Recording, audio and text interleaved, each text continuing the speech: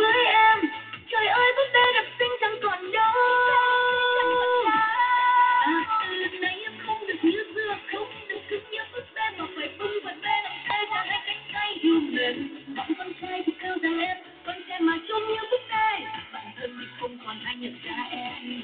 Chẳng còn mong em sẽ thành con trai thì không như búp bê, được yêu được cưng được soi gương vui chơi càng ngày.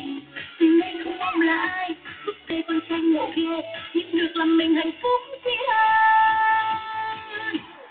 Và từ nay em không được như xưa, không được cưng như búp bê mà phải bưng và bê làm tê và hai cánh tay yêu mềm. Bọn con trai thì kêu rằng em con trai mà trông như búp bê, bản thân thì không còn ai nhận ra em.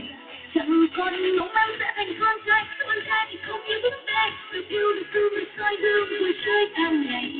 Từ nay không mong là ai, búp bê con trai ngộ ghê, nhưng được làm mình hạnh phúc.